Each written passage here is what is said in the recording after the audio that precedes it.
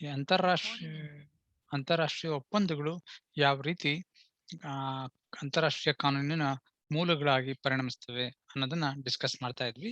So treaties ಅಲ್ಲಿ ಬಗ್ಗೆ ಕೆಲವು ಮೂಲಭೂತ ಅಂಶಗಳನ್ನ ನಾವು ತಿಳ್ಕೊಳ್ಳೋಕೆ ಪ್ರಯತ್ನ ಪಡ್ತಾ ಇದ್ವಿ. That is regarding kinds of treaties. Treaties ಅಲ್ಲಿ ಯಾವ ರೀತಿ ಯಾವ ಬಗೆಗಳಿದಾವೆ, ಅಂತಾರಾಷ್ಟ್ರೀಯ ಒಪ್ಪಂದಗಳಲ್ಲಿ ವಿವಿಧ ಬಗೆಗಳಿದಾವೆ, ಅವು ಯಾವ್ಯಾವು ಅನ್ನೋದನ್ನ ತಿಳ್ಕೊಂತಾ ಇದ್ವಿ. ಆಮೇಲೆ ಯಾವ್ಯಾವ ವಿಷಯಕ್ಕೆ ಸಂಬಂಧಪಟ್ಟಂತೆ ಅಂತಾರಾಷ್ಟ್ರೀಯ ಮಟ್ಟದಲ್ಲಿ ಈ ಕಾನೂನನ್ನ ಈ ಅಂತಾರಾಷ್ಟ್ರೀಯ ಒಪ್ಪಂದಗಳ ಮೂಲಕ ಸೃಷ್ಟಿ ಮಾಡೋ ಒಂದು ಪ್ರಕ್ರಿಯೆ ಇದೆಯಲ್ಲ, ಅದು ಬಹಳ ಜಾಸ್ತಿ ಆಯ್ತು. And we can find number of treaties. ಬಹಳಷ್ಟು ಅಂತಾರಾಷ್ಟ್ರೀಯ ಒಪ್ಪಂದಗಳನ್ನ ಆ 19ನೇ ಶತಮಾನದ ಮಧ್ಯದಿಂದ ಇದರ ಒಂದು ಪ್ರಾಮುಖ್ಯತೆ ಜಾಸ್ತಿ ಆಗ್ತಾ ಹೋಯಿತು. ಕಸ್ಟಮ್, ಈ ಅಂತಾರಾಷ್ಟ್ರೀಯ ಸಂಪ್ರದಾಯ ನಿಯಮಗಳಿದಾವಲ್ಲ, ಅವುಗಳ ಒಂದು ಸಂಖ್ಯೆ, ಅವುಗಳ ಒಂದು ಪ್ರಾಮುಖ್ಯತೆ ಸ್ವಲ್ಪ ಕಡಿಮೆ ಆಗ್ತಾ ಹೋಯಿತು. ಈ ಟ್ರೀಟೀಸ್ ಒಪ್ಪಂದಗಳ ಒಂದು ಪ್ರಾಮುಖ್ಯತೆ ಹೆಚ್ಚಾಗ್ತಾ ಹೋಯಿತು. As A source of international, ಅಂತಾರಾಷ್ಟ್ರೀಯ ಕಾನೂನಿನ ಮೂಲಗಳಲ್ಲಿ ಪ್ರಮುಖ ಪಾತ್ರ ಮುಂಚೆ ಸಂಪ್ರದಾಯ ನಿಯಮಗಳು ವಹಿಸ್ತಿದ್ವು. ಈಗ ಅಂತಾರಾಷ್ಟ್ರೀಯ ಒಪ್ಪಂದಗಳು ಆ ಸ್ಥಾನ ಪಡ್ಕೊಂಡಿದೆ. ಸೊ ಇವುಗಳನ್ನ ಲಾಸ್ಟ್ ಕ್ಲಾಸ್ ಡಿಸ್ಕಸ್ ಮಾಡಿದ್ವಿ. ಈ ಟ್ರೀಟೀಸ್ ಅಲ್ಲಿ ಪ್ರಮುಖವಾಗಿ 2 ವಿಧ ಇದೆ. ಮೊದಲನೇದು ಲಾ ಮೇಕಿಂಗ್ ಟ್ರೀಟೀಸ್, ಎರಡನೇದು ಟ್ರೀಟಿ ಕಾಂಟ್ರಾಕ್ಟ್ಸ್ ಅಂತ. ಅದ್ರ ಬಗ್ಗೆ ನಾನು ಡಿಸ್ಕಸ್ ಮಾಡಿದ್ವಿ. Law making treaties lays down the rules of universal or general application. ಅವು ಏನ್ ಮಾಡ್ತವೆ, ಕಾನೂನುಗಳನ್ನ ಸೃಷ್ಟಿ ಮಾಡ್ತವೆ. ಆ ಒಪ್ಪಂದಗಳು ಮಾಡೋದೇ ಕಾನೂನನ್ನ ಸೃಷ್ಟಿ ಮಾಡೋದಕ್ಕೆ. ಎಂತಹ ಕಾನೂನು?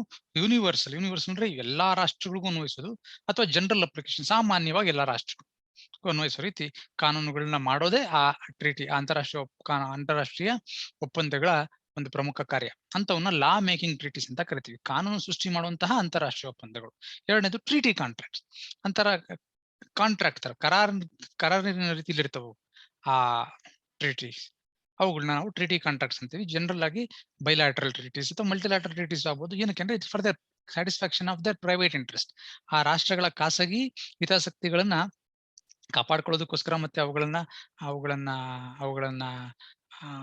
ಅವುಗಳ ಮೂಲಕ ತಮ್ಮ ಬೇರೆ ಬೇರೆ ಅವಶ್ಯಕತೆಗಳನ್ನ ಪೂರೈಸಿಕೊಳ್ಳೋದಕ್ಕೋಸ್ಕರ ಈ ಟ್ರೀಟಿ ಕಾಂಟ್ರಾಕ್ಟ್ ಮಾಡ್ಕೊಂತಾರೆ. May be for international trade ಇರ್ಬೋದು, ಅಥವಾ ಬೇರೆ ಯಾವುದೇ ಉದ್ದೇಶಕ್ಕೋಸ್ಕರ ಮಾಡ್ಕೊಳ್ಳೋದು. ಟ್ರೀಟಿ ಕಾಂಟ್ರಾಕ್ಟ್ಸ್ ಅಂದ್ರೆ ನಾವು ನೋಡಿದ್ವಿ, ಕರಾರುಗಳು ಪ್ರೈವೇಟ್ ಲಾ ಮೇಕಿಂಗ್, ಖಾಸಗಿಯಾಗಿ ಯಾರ್ಯಾರು ಆ ಕಾಂಟ್ರಾಕ್ಟ್, ಆ ಒಂದು ಒಪ್ಪಂದದ ಭಾಗ ಆಗಿರ್ತಾರ, ಕರಾರಿನ ಭಾಗ ಆಗಿರ್ತಾರ, ಅವರ ಹಿತಾಸಕ್ತಿಗಳನ್ನ ಕಾಪಾಡೋದಕ್ಕೋಸ್ಕರ ಅಥವಾ ಅವರ ಹಿತಾಸಕ್ತಿಗಳನ್ನ ರೆಗ್ಯುಲೇಟ್ ಮಾಡೋದಕ್ಕೋಸ್ಕರ ಟ್ರೀಟಿ ಕಾಂಟ್ರಾಕ್ಟ್ ಉಪಯೋಗಿಸ್ಕೊಂತೀವಿ. We call it as private law making contract. ಹಂಗೆ ಟ್ರೀಟಿ ಕಾಂಟ್ರಾಕ್ಟ್ಸ್ ಅಷ್ಟೇ ಖಾಸಗಿಯಾಗಿರ್ತದೆ. ಪ್ರಿವಿಟಿ ಆಫ್ ಕಾಂಟ್ರಾಕ್ಟ್ ಓದ್ತೀವಿ ನಾವಲ್ಲ, ಏನು ಕಾಂಟ್ರಾಕ್ಟ್ ಅಲ್ಲಿ ನಂಗೆ ಯಾವ ರಾಷ್ಟ್ರಗಳ ಇರ್ತವೋ ಅವುಗಳಿಗೆ ಮಾತ್ರ ಸಂಬಂಧಪಟ್ಟಂತೆ ಯಾವುದೇ ಅಂತಾರಾಷ್ಟ್ರೀಯ ಕಾನೂನಿನಲ್ಲಿ ಮಾಡಿರೋದಿಲ್ಲ. ಅಂತಾರಾಷ್ಟ್ರೀಯ ಕಾನೂನು ಸೃಷ್ಟಿಯಾಗಿರೋದಿಲ್ಲ. ಕೇವಲ ತಮ್ಮ ತಮ್ಮ ದ್ವಿಪಕ್ಷೀಯ ಅಥವಾ ಬಹುಪಕ್ಷೀಯ ಹಿತಾಸಕ್ತಿಗಳನ್ನ ಕಾಪಾಡೋದು. It is not a source of law. Treaty contracts are not going to act as sources of law, but law making treaties are going to act as sources of law. Treaties between two or only few states and deal with special matters concerning the states exclusively. ಆ ರಾಷ್ಟ್ರಗಳಿಗೆ ಸಂಬಂಧಪಟ್ಟಂತ ವಿಷಯಕ್ಕೆ ಮಾತ್ರ ಅಲ್ಲಿ ನಿಯಮಗಳು, ನಾವು ಅಲ್ಲಿ ನಿಯಮಗಳಲ್ಲ, ಅವರ ಕಾಂಟ್ರಾಕ್ಟ್ ಮಾಡ್ಕೊಂಡು ಕರಾರಿನ ಮೂಲಕ ಅವರ ಹಿತಾಸಕ್ತಿಗಳನ್ನ ಕಾಪಾಡ್ಕೊಂತವೆ. ಸೊ ಲಾ ಮೇಕಿಂಗ್ ಟ್ರೀಟೀಸ್ ಬಗ್ಗೆ ಇನ್ನೂ ಸ್ವಲ್ಪ ಡೀಟೇಲ್ ಆಗಿ ನಾವು ತಿಳ್ಕೊಳ್ಳೋಕೆ ಪ್ರಯತ್ನ ಪಡೋಣ. Law making treaties are direct sources of international law. ಇದನ್ನ ಡಿಸ್ಕಸ್ ಆಗಿತ್ತು. ಬಹಳಷ್ಟು ಹೆಚ್ಚಾಗಿ ಅವುಗಳ ಒಂದು ಪ್ರಾಮುಖ್ಯತೆ ಜಾಸ್ತಿ ಆಗ್ತಾ ಹೋಯಿತು. ನಂಬರ್ ಆಫ್ ಟ್ರೀಟೀಸ್ ಸಂಖ್ಯೆ, ಅಂತಾರಾಷ್ಟ್ರೀಯ ಕಾನೂನು ಸೃಷ್ಟಿ ಮಾಡುವಂತಹ ಅಂತಾರಾಷ್ಟ್ರೀಯ ಒಪ್ಪಂದಗಳ ಸಂಖ್ಯೆ ಬಹಳ ಹೆಚ್ಚಾಯ್ತು. ಯಾಕೆಂದ್ರೆ ಡ್ಯೂರಿಂಗ್ ಎಮರ್ಜೆನ್ಸಿ ನಾವು ಓದಿದ್ವಿ. ಎಮರ್ಜೆನ್ಸಿ ತಕ್ಷಣ ಏನೋ ಒಂದು ಸಮಸ್ಯೆ ಇದೆ, ಅದು ಎದುರಾಗ್ತದೆ, ಅದನ್ನ ಬಗೆಹರಿಸಬೇಕು ಅಂದ್ರೆ ನಾವು ಕಸ್ಟಮ್ನ ಕಾಯ್ಕೊಂಡಿರೋಕ್ಕಾಗಲ್ಲ. ಯಾಕಂದ್ರೆ ಅಂತಾರಾಷ್ಟ್ರೀಯ ಸಂಪ್ರದಾಯ ನಿಯಮಗಳು ಬರೀಬೇಕು ಅಂದ್ರೆ 100 ವರ್ಷ ತಗೊಳುತ್ತೆ. ಗ್ರಾಜುಯಲ್ ಆಗಿರುತ್ತೆ, ಮತ್ತೆ ಅಷ್ಟು ಇಂಥದೇ ನಿಯಮ ಆಗುತ್ತೆ ಅಂತ ಸ್ಪಷ್ಟವಾಗಿ ಹೇಳಕ್ಕೂ ಆಗಲ್ಲ. ಅದರಿಂದ ನಮ್ಮ ಈ ತುರ್ತು ಪರಿಸ್ಥಿತಿಗಳನ್ನ ಎದುರಿಸೋಕೆ ಕಸ್ಟಮ್ ಬಹಳ ಪರಿಣಾಮಾತ್ಮಕವಾದಂತಹ ಒಂದು ಸೋರ್ಸ್ ಆಗಿರೋದಿಲ್ಲ. It is not an effective source of international. ಅದಕ್ಕೋಸ್ಕರ ಹೆಚ್ಚು ರಾಷ್ಟ್ರಗಳು ಏನ್ ಮಾಡೋದು, ಅವು ಅಂತಾರಾಷ್ಟ್ರೀಯ ಕಾನೂನು ಸೃಷ್ಟಿಸುವಂತಹ ಒಪ್ಪಂದಗಳು ಮಾಡ್ಕೊಂಡು ಅದ್ರ ಮೂಲಕ ಅಂತಾರಾಷ್ಟ್ರೀಯ ಕಾನೂನನ್ನ ಬೆಳೆಸೋದಕ್ಕೆ ಶುರು ಮಾಡಿದ್ರು. ಇದ್ರ ಬಗ್ಗೆ ನಾವು ಲಾಸ್ಟ್ ಕ್ಲಾಸ್ ಅಲ್ಲಿ ಡಿಸ್ಕಸ್ ಮಾಡಿದ್ವಿ. ಏರಿಯಾಸ್ ಆಲ್ಮೋಸ್ಟ್ ರೆಡ್ ಕ್ರಾಸ್ ಆಯ್ತು, ವೇಟ್ಸ್ ಅಂಡ್ ಮೆಜರ್ಸ್ ಆಯ್ತು, ಪ್ರೊಟೆಕ್ಷನ್ ಆಫ್ ಇಂಡಸ್ಟ್ರಿಯಲ್ ಪ್ರಾಪರ್ಟಿ ಅಂದ್ರೆ ನಾನು ಹೇಳಿದ್ದೆ ಇಂಟೆಲೆಕ್ಚುಯಲ್ ಪ್ರಾಪರ್ಟೀಸ್. ನಾವು ಪೇಟೆಂಟ್ ಇರ್ಬೋದು, ಟ್ರೇಡ್ ಮಾರ್ಕ್ ಇರ್ಬೋದು, ಡಿಸೈನ್ಸ್ ಇರ್ಬೋದು, ಮತ್ತೆ ಇನ್ನು ನಾವು ಈಗ ಹೊಸ ಬಂದಿದೆ protection of traditional knowledge, farmers rights, protection of plant varieties, ಇವೆಲ್ಲ ಇದಾವಲ್ಲ, ಇವೆಲ್ಲ ಅಂತಾರಾಷ್ಟ್ರೀಯ ಮಟ್ಟದಲ್ಲಿ ಮೊದಲು ಒಪ್ಪಂದ ಆಗುತ್ತೆ. ಆಮೇಲೆ ಗ್ರಾಜುಯಲ್ ಆಗೋದು ರಾಷ್ಟ್ರಗಳ ಕಾನೂನುಗಳ ಮೂಲಕ ಜಾರಿ ಆಗುತ್ತೆ. ಸೊ ಇದಕ್ಕೆ ಪೂರಕವಾಗಿ ಹಲವಾರು ಅಂತಾರಾಷ್ಟ್ರೀಯ ಒಪ್ಪಂದಗಳನ್ನ ಮಾಡ್ಕೊಂಡಿರೋದನ್ನ ನೋಡ್ಬೋದು. So most of international intellectual property right laws now they have their sources in international treaties and agreements. ಅಲ್ಲಿಂದನೇ ಬರುತ್ತವೆ ರಾಷ್ಟ್ರೀಯ ಕಾನೂನುಗಳು. So that's one important area. Then protection of submarine cables. ಇವತ್ತು ಸಬ್ಮರಿನ್ ಕೇಬಲ್ಸ್ ಬಹಳ ಪ್ರಮುಖ ಪಾತ್ರ ವಹಿಸುತ್ತೆ ಅಂತಾರಾಷ್ಟ್ರೀಯ ಸಂವಹನದಲ್ಲಿ, ಇಂಟರ್ನ್ಯಾಷನಲ್ ಕಮ್ಯುನಿಕೇಶನ್ಸ್ ಅಲ್ಲಿ, ಮತ್ತೆ ಬೇರೆ ಬೇರೆ ವಿಷಯಕ್ಕೆ ಸಂಬಂಧಪಟ್ಟಂತೆ ಈ ಸಬ್ಮರಿನ್ ಕೇಬಲ್ಸ್ ಅಂದ್ರೆ ನೀರಿನಲ್ಲಿ ಮುಳುಗಡೆ ಆಗಿರುವಂತಹ ಕೇಬಲ್ಗಳು ರಾಷ್ಟ್ರ ಸಮುದ್ರದಲ್ಲೇ ಕೇಬಲ್ ಹೇಳ್ಕೊಂಡು ಹೋಗ್ತಾರೆ, ಸಾಗರಗಳಲ್ಲಿ ಕೇಬಲ್ ಹೇಳ್ಕೊಂಡು ಹೋಗ್ತಾರೆ. ಅದ್ರ ಮೂಲಕ ರಾಷ್ಟ್ರನ ಕನೆಕ್ಟ್ ಮಾಡ್ತಾರೆ. ಯಾಕೆಂದ್ರೆ for the purpose of communication. So ಅವುಗಳ ರಕ್ಷಣೆ ಅದು ಯಾವುದೋ ಒಂದು ರಾಷ್ಟ್ರಕ್ಕೆ ಮಾತ್ರ ಅದರ ಅವಶ್ಯಕತೆ ಇಲ್ಲ, ಎಲ್ಲಾ ರಾಷ್ಟ್ರಗಳಿಗೂ ಅವಶ್ಯಕತೆ ಇರುತ್ತವೆ. ಅದರಿಂದ ಅವುಗಳ ರಕ್ಷಣೆ ಮಾಡೋದಂಗೆ ಇವು ಅಂತಾರಾಷ್ಟ್ರೀಯ ಮಟ್ಟದಲ್ಲಿ ಕೆಲವು ಒಪ್ಪಂದಗಳನ್ನ ಇದಕ್ಕೆ ಮಾಡ್ಕೊಂಡ್ರು. Then suppression of slave trade. Slave trade ಅಂದ್ರೆ ಗುಲಾಮರ ವ್ಯಾಪಾರ. ಗುಲಾಮಗಿರಿ ಮುಂಚೆ ಅದಕ್ಕೆ ಮಾನ್ಯತೆ ಇತ್ತು, ಗುಲಾಮರ ವ್ಯಾಪಾರ ಸ್ವಚ್ಛಂದವಾಗಿ ನಡೀತಾ ಇತ್ತು. ಆದ್ರೆ ಇವಾಗ it was considered as A violation of human rights. Slaves ನ ಇಟ್ಕೊಳ್ಳೋದು ಅದು ಮಾನವ ಹಕ್ಕುಗಳ ಉಲ್ಲಂಘನೆ. ಯಾರನ್ನೂ ಸ್ಲೇವ್ಸ್ ಅಂತ ಪರಿಗಣಿಸಂಗಿಲ್ಲ. ಎಲ್ಲರೂ ಒಂದ್ಸತಿ ಮನುಷ್ಯನಾಗಿ ಹುಟ್ಟಿದ ಮೇಲೆ ಅವನಿಗೆ ಕೆಲವು ಇನ್ಹರೆಂಟ್ ರೈಟ್ಸ್, ಕೆಲವು ಮೂಲ ಹಕ್ಕುಗಳು ಇದ್ದೇ ಇರುತ್ತೆ ಅವನಿಗೆ. ಯಾರನ್ನು ಒಬ್ಬನು ಇನ್ನೊಬ್ಬನ ಗುಲಾಮ ಅಂತ ಪರಿಗಣಿಸಂಗಿಲ್ಲ. ಅದರಿಂದ ಕಾನ್ಸೆಪ್ಟ್ ಆಫ್ ಸ್ಲೇವ್ ಟ್ರೇಡ್ ಇವಾಗ ಇಲ್ಲವೇ ಇಲ್ಲ. ಆದ್ರೂ ಇಲ್ಲಿ ಈಗೆಲ್ಲ ಏನ್ ಮಾಡ್ತಾರೆ, ಈ ಹ್ಯೂಮನ್ ಟ್ರಾಫಿಕಿಂಗ್ ಇನ್ನೂ ನಡೀತಾ ಇದೆ. ಅದನ್ನ ತಪ್ಪಿಸೋದಕ್ಕೋಸ್ಕರ ಅಂತಾರಾಷ್ಟ್ರೀಯ ಮಟ್ಟದಲ್ಲಿ many 1 minute. Hello, slide share ಆಗಿಲ್ಲ ಅನ್ರಿ, ಸುಮ್ಮನಿದಿರಲ್ರಿ ಎಲ್ಲಾರು. ಸ್ಲೈಡ್ ಶೇರ್ ಆಗಿಲ್ಲ ಅಂತ ಅಟ್ಲೀಸ್ಟ್ ಹೇಳ್ಬೇಕಲ್ವಾ ನೀವು. ನಾನ್ ಸ್ಲೈಡ್ ಶೇರ್ ಆಗಿದೆ ಅನ್ಕೊಂಡು ಸುಮ್ನಿದೀನಿ, ನೀವುಗಳು ಸುಮ್ನಿದಿರಿ. ಏನಪ್ಪಾ, ಇನ್ವಾಲ್ವ್ ಆಗ್ಬೇಕ್ರಿ ಕ್ಲಾಸಲ್ಲಿ, ಮೆಕ್ಯಾನಿಕಲ್ ಆಗಿರಬಾರ್ದು. ಇಲ್ಲ ಸರ್, ನಿನ್ನೆ ಹೇಳಿದ್ರಿ ಸರ್, ಹಂಗಾಗಿ ಇನ್ನೂ ಮಾಡಿಲ್ವೇನೋ ಅಂತ. ಇಲ್ಲ ಓಕೆ, ಇದಾಯ್ತಲ್ಲ. ಸೊ ವೈಟ್ಸ್ ಅಂಡ್ ಮೆಜರ್ಸ್ ಆಯ್ತು, ಇದು ಆಯ್ತಲ್ಲ, ಸಪರೇಷನ್ ಆಫ್ ಸ್ಲೇವ್ ಟ್ರೇಡ್ ಆಯ್ತು. ಈಗ ಅದಕ್ಕೆ ಅವಕಾಶಗಳಿಲ್ಲ. ಅದಕ್ಕೋಸ್ಕರ we can find out number of treaties which are made by different nations at the international level, multilateral treaties, law making treaties which totally prohibits slave trade. ಗುಲಾಮಿ ವ್ಯಾಪಾರನ ನಿಷೇಧ ಮಾಡುದು ಅಂತಾರಾಷ್ಟ್ರೀಯ ಮಟ್ಟದಲ್ಲಿ. ಇನ್ನೊಂದು ನಿಮ್ಗೊಂದು ನಿಮ್ ಗಮನಕ್ಕೆ ತರ್ತೀನಿ. ಈ ಅಂತಾರಾಷ್ಟ್ರೀಯ ಮಟ್ಟದಲ್ಲಿ ಎಷ್ಟು ಎಫೆಕ್ಟಿವ್ ಆಗಿ ಕಾನೂನನ್ನು ಸೃಷ್ಟಿ ಮಾಡಿದ್ದಾರೆ ಅಂದ್ರೆ, there is an international agreement prohibition of import and export of ಆನೆದಂತ ಇದೆಯಲ್ಲ, ಆನೆದಂತ ಕೇಳಿದ್ರಲ್ಲ, African elephants. Especially African elephants ನೀವು ನೋಡಿರ್ಬೋದು ಅಥವಾ ಕೇಳಿರ್ಬೋದು.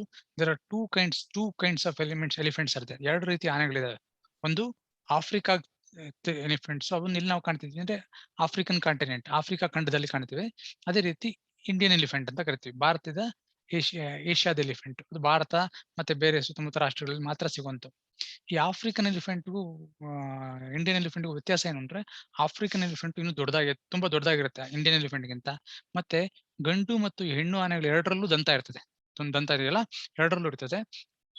ಸೊ ಆದ್ರೆ ಭಾರತದ ಎಲಿಫೆಂಟ್ಸ್ ಅಲ್ಲಿ ನಾವು ನೋಡಬಹುದು, ಬರೀ ಗಂಡಾನೆಗೆ ಮಾತ್ರ ದಂತ ಇರುತ್ತೆ, ಹೆಣ್ಣಾನೆಗೆ ದಂತ ಇರೋದಿಲ್ಲ. ಮತ್ತೆ ದಂತನೂ ಅಷ್ಟೇ, ಈ ಆಫ್ರಿಕನ್ ಎಲಿಫೆಂಟ್ ನ ದಂತ ತುಂಬಾ ಉದ್ದ ಇರುತ್ತೆ. ಸೊ ಇದು ಡಿಫ್ರೆನ್ಸ್. ಮತ್ತೆ ಕಿವಿ ಅಷ್ಟೇ, ಆಫ್ರಿಕನ್ ಎಲಿಫೆಂಟ್ ತುಂಬಾ ಅಗಲ ಇರುತ್ತೆ. ಸೊ ಏನಾಯ್ತು ಅಂದ್ರೆ, there is a huge demand for this ದಂತ ಆನೆ ದಂತ ಇದೆಯಲ್ಲ, ಇದಕ್ಕೆ ಬಹಳಷ್ಟು ಡಿಮ್ಯಾಂಡ್ ಇದೆ. ಐವರಿ ಅಂತ ನಂತರಲ್ಲ ನಾವು ಬಹಳ ಡಿಮ್ಯಾಂಡ್ ಇತ್ತು. ಏನಾಯ್ತು ಅಂದ್ರೆ, ಅದರಿಂದ ಏನ್ ಮಾಡಿದ್ರು, indiscriminately the African elephants were killed. ಈ ಆಫ್ರಿಕಾದ ಆನೆಗಳನ್ನ ಏನ್ ಮನಸ್ಸೋ ಇಚ್ಛೆ ಕೊಲ್ಲಕ್ ಶುರು ಮಾಡೋದು. ಇದಕ್ಕೋಸ್ಕರ ದಂತದ ವ್ಯಾಪಾರ, ಅಂತಾರಾಷ್ಟ್ರೀಯ ವ್ಯಾಪಾರ ತುಂಬಾ ಡಿಮ್ಯಾಂಡ್. ಯುರೋಪ್ ಮತ್ತೆ ಉತ್ತರ ಅಮೆರಿಕ, ದಕ್ಷಿಣ ಅಮೆರಿಕ, ಏಷ್ಯಾದಲ್ಲಿ ಬಹಳ ಡಿಮ್ಯಾಂಡ್ ಇತ್ತು. ಅದಕ್ಕೆ ಏನ್ ಮಾಡ್ರು, ಆದ್ರೆ ನಿಮ್ಗೆ ಗೊತ್ತಿದೆ, most of the African countries are poor. Almost ಎಲ್ಲಾ ರಾಷ್ಟ್ರಗಳು ಬಡತನ ರೇಖೆಯಿಂದ ಕೆಳಗಿದೆ, ಬಹಳ ಬಡತನದಲ್ಲಿರುವಂತ ರಾಷ್ಟ್ರ. ಅಲ್ಲೇನ್ ಮಾಡೋದು, ಜನಕ್ಕೆ ಏನ್ ಬೇಕು, ದುಡ್ಡು ಬೇಕು. ಅದಕ್ಕೋಸ್ಕರ ಏನ್ ಮಾಡಿದ್ರು, ಎಲ್ಲ ಈ ಆನೆಗಳನ್ನೆಲ್ಲ ಕೊಲ್ಲಕ್ ಶುರು ಮಾಡ್ತಾರೆ. ಏನಕ್ಕೆ, ದುಡ್ಡು ಬರುತ್ತೆ, ಡಿಮ್ಯಾಂಡ್ ಇದೆ, ದಂತಕ್ಕೆ ಮಾರಾಟ ಮಾಡಕ್ ಶುರು ಮಾಡ್ತಾರೆ. ಇದರಿಂದ ಯಾವ ಮಟ್ಟಕ್ಕೆ ಹೋಯ್ತು ಅಂದ್ರೆ, ultimately there was a stage where we could only find elephants like dinosaurs ಹೆಂಗೆ ನಾವು ಕಲ್ಪಿಸ್ಕೊಂಡು ನೋಡ್ಬೇಕು, ಹಂಗೆ ಆಫ್ರಿಕನ್ ಎಲಿಫೆಂಟ್ಸ್ ಕೇವಲ ನಮ್ಮ ಊಹೆಯಲ್ಲಿ ಅಥವಾ ನಮ್ಮ ಪಿಕ್ಚರ್ಗಳಲ್ಲಿ ನೋಡೋ ಒಂದು ಪರಿಸ್ಥಿತಿ ಬರುತ್ತೆ ಅಂತ ಜನಕ್ಕೆಲ್ಲ ಗೊತ್ತಾಯ್ತು. ಅವಾಗ ಏನ್ ಮಾಡಿದ್ರು, ಯಾಕಂದ್ರೆ it's A matter of international trade, ಅಂತಾರಾಷ್ಟ್ರೀಯ ವ್ಯಾಪಾರ. ಇದನ್ನ ನೀವು ತಡಿಬೇಕು, ಆ ಆನೆಗಳನ್ನ ಉಳಿಸ್ಬೇಕು ಅಂದ್ರೆ ಏನ್ ಮಾಡ್ಬೇಕು, ಈ ದಂತದ ವ್ಯಾಪಾರ ಇದೆಯಲ್ಲ, ಅಂತಾರಾಷ್ಟ್ರೀಯ ವ್ಯಾಪಾರ, ಇದನ್ನ ನಿಲ್ಲಿಸ್ಬೇಕು. So they entered into an agreement. ಏನಂತ, all the nations have agreed that they will neither allow export nor import or any trade in the ivory of African elephant. ಆಫ್ರಿಕಾದ ಆನೆಯ ಯಾವುದೇ ಪ್ರಾಡಕ್ಟ್ಸ್ ಇದಾವಲ್ಲ, ಅವುಗಳನ್ನ ವ್ಯಾಪಾರ ಮಾಡೋದನ್ನ ನಿಷೇಧ ಮಾಡಬೇಕು. ಮತ್ತೆ ಅದನ್ನ ಇಲ್ಲೀಗಲ್ ಅಂತ ಡಿಕ್ಲೇರ್ ಮಾಡಬೇಕು. ಮತ್ತೆ ಯಾವುದೇ ರಾಷ್ಟ್ರಗಳು ಇದಕ್ಕೆ ಆಸ್ಪದ ಕೊಡಬಾರದು. ಒಂದು ಅಂತಾರಾಷ್ಟ್ರೀಯ ಒಪ್ಪಂದ ಮಾಡ್ಕೊಂಡ್ರು. ಸೊ ಅದರಿಂದ ಏನಾಯ್ತು, so the whole trade, international trade of ivory of African elephant, it was stopped. ಇವಾಗ ಹಂಗೂ ಮಾಡ್ತಾರೆ, ಕದ್ದು ಮುಚ್ಚು ಮಾಡ್ತಾರೆ. ಮುಂಚೆ ಓಪನ್ ಆಗಿತ್ತು, now it has been prohibited. So ಹೆಂಗ್ ಬಂತಿದ್ದು, it's through a international agreement, ಅಂತಾರಾಷ್ಟ್ರೀಯ ಒಪ್ಪಂದ ಮಾಡ್ಕೊಂಡ್ರೆ ಏನ್ ಮಾಡಿದ್ರೆ ಆಫ್ರಿಕನ್ ಎಲಿಫೆಂಟ್ಸ್ ನ ಇನ್ಮೇಲೆ ನಾವು ಅವುಗಳ ಸಂತತಿನ ಉಳಿಸಬೇಕು, ಅದರಿಂದ ಅದರ ಪ್ರಾಡಕ್ಟ್ಸ್ ಅಲ್ಲಿ ಯಾವುದೇ ವ್ಯಾಪಾರ ಮಾಡೋದಕ್ಕೆ ಅವಕಾಶ ಕೊಡಬಾರ್ದು. So you can find out, it's so effective that now African elephants number has increase. ಮತ್ತೆ ಅವುಗಳ ರಿವೈವ್ ಆಯ್ತು.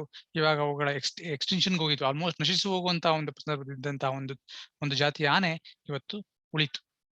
ಸೊ ಈ ರೀತಿ ಹಲವಾರು ಅಂತಾರಾಷ್ಟ್ರೀಯ ಒಪ್ಪಂದಗಳ ಮೂಲಕ ಕಾನೂನು ಮಾಡೋದು ಬಹಳ ಸುಲಭ, ಮತ್ತೆ ಬಹಳ ಪರಿಣಾಮಾತ್ಮಕ, ಮತ್ತೆ ಬಹಳ ಬೇಗ ಮಾಡಬಹುದು. Therefore, these international treaties have become important source of law making, source of international law. Aerial navigation, ಇದ್ರ ಬಗ್ಗೆ ನಾವು ಲಾಸ್ಟ್ ಕ್ಲಾಸಲ್ಲಿ ಮಾತಾಡ್ತಿದ್ವಿ. ಏರಿಯಲ್ ನ್ಯಾವಿಗೇಷನ್, ವಾಯುಯಾನ ಸೇಫ್ಟಿ ಇರಬೇಕು, ಎಲ್ಲರಿಗೂ ಸೇಫ್ಟಿ ಇರಬೇಕು, ರಾಷ್ಟ್ರಗಳಿಗೂ ಸೇಫ್ಟಿ ಇರಬೇಕು, ವಿಮಾನಗಳಿಗೂ ಸೇಫ್ಟಿ ಇರಬೇಕು, ವಿಮಾನದಲ್ಲಿ ಯಾನ ಮಾಡುವಂತಹ ಪ್ರಯಾಣಿಕರಿಗೂ ಸೇಫ್ಟಿ ಇರಬೇಕು. ಈ ವಿಷಯದಲ್ಲಿ ಬಹಳಷ್ಟು ಸಮಸ್ಯೆಗಳಿದಾವೆ ವಾಯುಯಾನದಲ್ಲಿ. ಯಾಕಂದ್ರೆ ಯಾವುದೋ ಒಬ್ಬ ವ್ಯಕ್ತಿ ಬಾಂಬ್ ಎತ್ಕೊಂಡು ಹೋಗಿ ಇನ್ನೊಂದು ರಾಷ್ಟ್ರಕ್ಕೆ ಹಾಕ್ಬಿಟ್ರೆ ಏನ್ ಮಾಡ್ತಾರೆ ರಾಷ್ಟ್ರ. ಅದರಿಂದ ಈ ವಿಷಯದಲ್ಲಿ ಬಹಳಷ್ಟು ಜಾಗೃತವಾಗಿರ್ಬೇಕು, ಮತ್ತೆ ಎಲ್ಲಾ ರಾಷ್ಟ್ರಗಳು ಒಂದು ಒಪ್ಪಂದ ಮಾಡ್ಕೊಬೇಕು. ಯಾಕಂದ್ರೆ ಈ ಕೆಲವು ಸ್ಟ್ಯಾಂಡರ್ಡ್ಸ್, ಕೆಲವು ನಿಯಮಗಳನ್ನ ಪ್ರತಿ ರಾಷ್ಟ್ರನೂ ಫಾಲೋ ಮಾಡಬೇಕು. ಇದಕ್ಕೆ ಸಂಬಂಧಪಟ್ಟಂತೆ ನಾವು number of agreements were made on aerial navigation. Aerial navigation is an area where you can find a number of international treaties which are binding on all the nations. ಅಂತಾರಾಷ್ಟ್ರೀಯ ಒಪ್ಪಂದ ಎಲ್ಲರೂ every nation is part of it. ಯಾಕಂದ್ರೆ ಪ್ರತಿಯೊಬ್ರು ಭಾರತ ನಾವು ಒಪ್ಪಲ್ಲ ಅಂದ್ರೆ ಬೇರೆ ರಾಷ್ಟ್ರಗಳು ಯಾರು ನಮ್ಮ ಜೊತೆ ವ್ಯವಹಾರ ನಡೆಸೋದಿಲ್ಲ, ನಮ್ಮನ್ನು ಅವ್ರ ಕಡೆ ಅವ್ರು ಸೇರಿಸಲ್ಲ.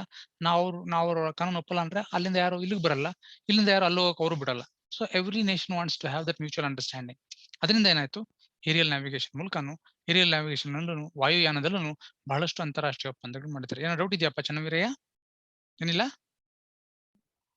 Okay. No, sir. Next one is international waterways. ಅಂತಾರಾಷ್ಟ್ರೀಯ ವಾಟರ್ವೇಸ್ ಅಂದ್ರೆ ಏನಂತಾರಪ್ಪ ಕನ್ನಡದಲ್ಲಿ? ಅವು ಏನು ಕೆನಲ್ಸ್ ನಾವು ನೋಡ್ತೀವಿ, ಇಂಟರ್ನ್ಯಾಷನಲ್ ಕೆನಲ್ಸ್ ಅಂತ ಕರಿತೀವಿ, ನಾವು ನೋಡ್ತೀವಿ ಜನರಲ್ ಆಗಿ. ಪನಾಮಾ ಕೆನಲ್ ಎಲ್ಲಿದೆ? ಪನಾಮಾ ಕೆನಲ್ ಗೊತ್ತೇನ್ರಿ? Anybody knows where is Panama canal? ಗೊತ್ತಿಲ್ಲ? No, sir. ಸುಯಸ್ ಕೆನಲ್ ಗೊತ್ತಿಲ್ಲನ್ರಿ? ಸುಯಸ್ ಏನಪ್ಪಾ ಹೇಳ್ಬೇಕು, ಹಂಗೆಲ್ಲ ಗೊತ್ತಿಲ್ಲ ಅನ್ಬಾರ್ದು. ಇವೆಲ್ಲ ಬೇಸಿಕ್ ಥಿಂಗ್ಸ್. ನೀವ್ ಯಾವಾಗ ಗೊತ್ತಿರಂದ್ರೆ ಇವೆಲ್ಲ 5ನೇ ಕ್ಲಾಸ್, 3ನೇ ಕ್ಲಾಸ್, 4ನೇ ಕ್ಲಾಸಲ್ಲಿ ಓದಿರ್ತೀರ. ಜಿಯೋಗ್ರಫಿ ಇರ್ಬೋದು, ಹಿಸ್ಟ್ರಿ ಇರ್ಬೋದು, ಇವೆಲ್ಲ. ಸುಯಸ್ ಕೆನಲ್ ಎಲ್ಲಿದೆ ರೀ ಸಂಗನ್ ಪಾಟೀಲ್? ಸುಯಸ್ ಕೆನಲ್ ಎಲ್ಲಿದೆ ಗೊತ್ತೇನ್ರಿ? ಮೊನ್ನೆ ಒಂದ್ ಹಡಗು ಸಿಕ್ಕೊಂಡು ಆಲ್ಮೋಸ್ಟ್ ಒಂದೂವರೆ ತಿಂಗಳು ಯಾತನೆ ಬಿದ್ರು. ಎಲ್ಲಾ ಕಡೆ ಟಿವಿಲೂ ಅದೇ ನ್ಯೂಸ್ ರಿಪೋರ್ಟ್ ಇತ್ತು. ಸುಯಸ್ ಕೆನಲ್ ಅಲ್ಲಿ ಒಂದು ಹಡಗು ಸಿಗಾಕೊಂಡ್ಬಿಟ್ಟಿದೆ, ಸಮಸ್ಯೆ ಆಗ್ತಿದೆ, ಹೊರಟ ಆಗ್ತಿಲ್ಲ ಅಂತ, ಅಂತಾರಾಷ್ಟ್ರೀಯ ವ್ಯಾಪಾರ ನಿಂತು ಹೋಗ್ತಾ ಇದೆ ಅಂತ. ಗೊತ್ತಿಲ್ಲನಪ್ಪ ಸಂಗನ್ ಪಾಟೀಲ್ ಎಲ್ಲಿದೆ ಅಂತ ಸುಯಸ್ ಕೆನಲ್? ಬೇರೆ ಯಾರಿಗೂ ಗೊತ್ತಿಲ್ಲ? ಸುಯಸ್ ಕೆನಾಲ್ ಈಸ್ ನಿಮ್ಗೆ ಏನ್ ಎಷ್ಟು ಸಚ್ ಅನ್ ಇಂಪಾರ್ಟೆಂಟ್ ಥಿಂಗ್, ನಿಮ್ಗೆಲ್ಲರೂ ಗೊತ್ತಿರಲೇಬೇಕಾಗಿರೋದು. Suez canal is Egypt, correct. Suez Canal is the reason for so many wars. Who has to control Suez Canal? In fact, blocking of Suez Canal is a reason for discovery of America and entry of East India Company to India. Such a historic development. ನೀವು ನೋಡಿರ್ಬೋದು, history ಓದಿದ್ರಿ. Columbus ಏನ್ ಮಾಡ್ದ, European ರಾಷ್ಟ್ರಗಳು C root ಹುಡ್ಕೊಂಬಂದು ಸಮುದ್ರ ಮಾರ್ಗ ಹುಡ್ಕೊಂಡು. ಯಾಕೆಂದ್ರೆ earlier European Nations var having it international trade with India. ಭಾರತದ ಸ್ಪೈಸಸ್ ಇರ್ಬೋದು, ಬೇರೆ India was considered is a very rich country in those days. ತುಂಬಾ ಶ್ರೀಮಂತ ರಾಷ್ಟ್ರ ಭಾರತದ ಜೊತೆ ಯುರೋಪಿಯ ರಾಷ್ಟ್ರಗಳು ಬಹಳ ವ್ಯಾಪಾರ ಹಿತಾಸಕ್ತಿನ ಹೊಂದಿತ್ತು. ಆದ್ರೆ ಏನಾಯ್ತು, ಆಟೋಮನ್ ಟರ್ಕ್ಸ್, ಕೇಳಿರ್ಬೇಕು history. This is the starting point of modern history of world.